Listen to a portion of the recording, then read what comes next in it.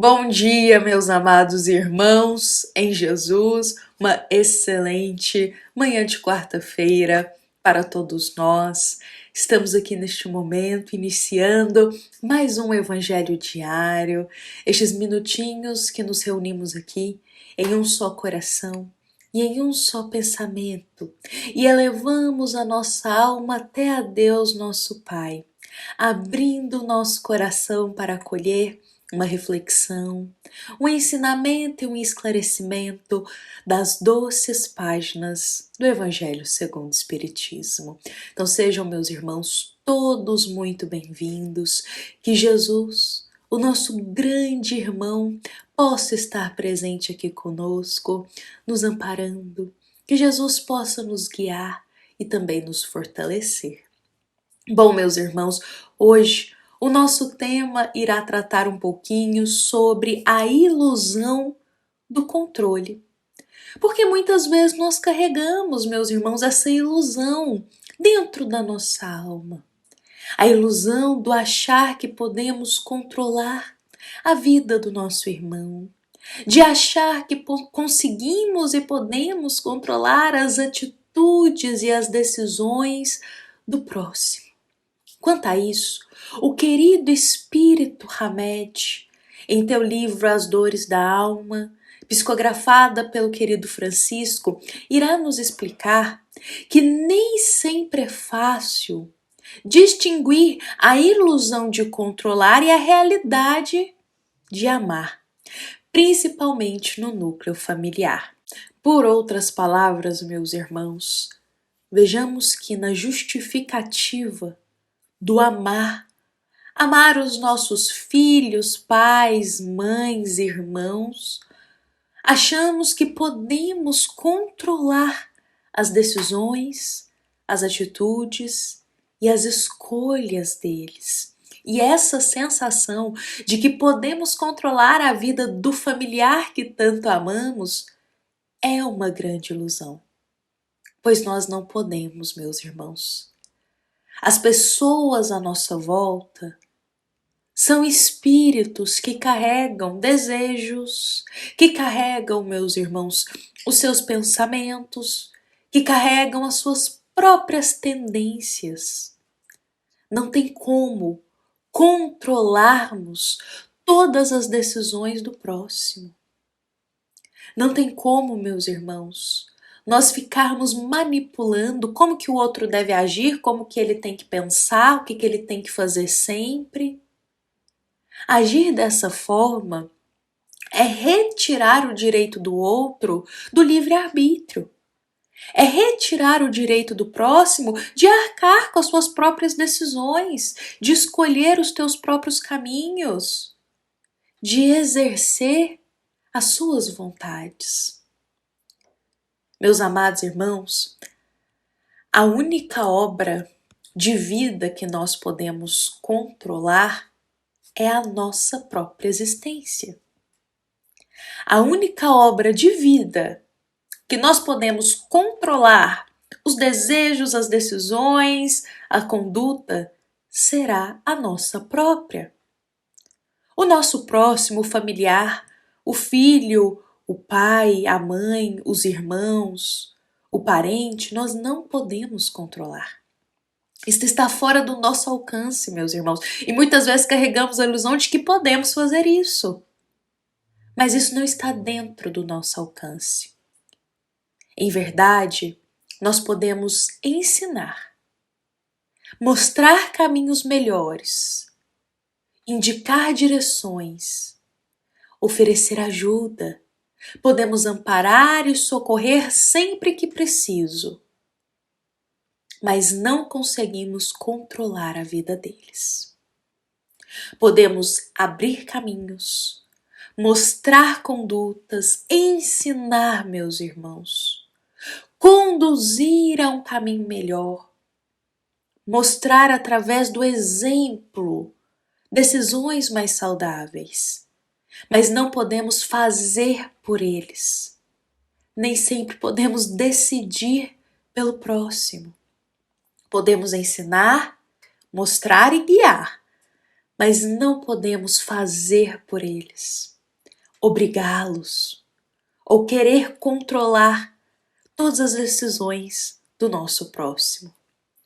Meus irmãos, quantas vezes Jesus, nosso amado Mestre, passou perto de uma pessoa e convidou esse irmão para seguir com ele?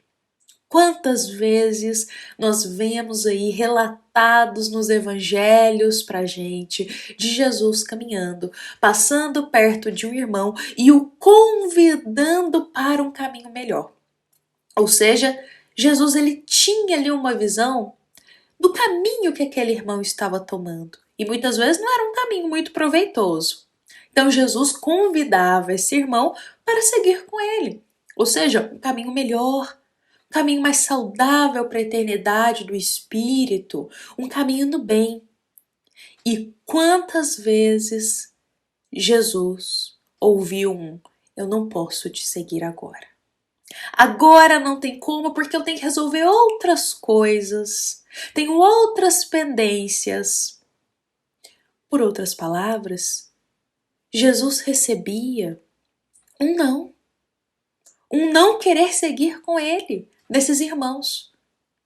E nesse momento, o Cristo jamais obrigava o próximo a segui-lo, ou desejava controlar as decisões dele, dizendo, não, você não pode seguir aquele caminho, você tem que vir comigo.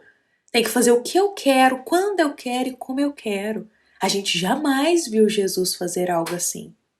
Então, quando Cristo, reparemos isso nos evangelhos, quando Cristo recebia essa resposta de, Jesus, agora eu não posso te seguir, não vou aceitar esse convite agora, não. Tem outras pendências. O que o Cristo fazia? Continuava a caminhada dele. Respeitando a decisão daquele irmão, Jesus continuava a caminhada dele, ia convidar outros, continuava semeando bem, continuava a tua jornada, os teus deveres e os compromissos. E isso é um grande exemplo para todos nós, meus irmãos, porque diante de um familiar, e aqui hoje a gente está abordando o núcleo familiar devido à inspiração da nossa passagem do Evangelho segundo o Espiritismo, mas dentro do núcleo familiar, um filho, um pai, uma mãe, irmãos, parentes próximos. Vejamos que nós podemos mostrar caminhos, mas muitas vezes eles não irão aceitar estes caminhos que estamos mostrando, pois não desejarão seguir no mesmo rumo que nós muitas vezes, ou terão outros sonhos, outros desejos diferentes dos nossos.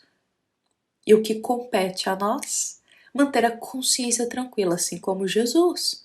Pois a nossa parte fizemos. O caminho a gente mostrou, as opções no caminho do bem, a gente derramou ali na frente daquele irmão, o amparo a gente ofertou, mas a decisão sempre será dele, de que caminho o próximo tomará.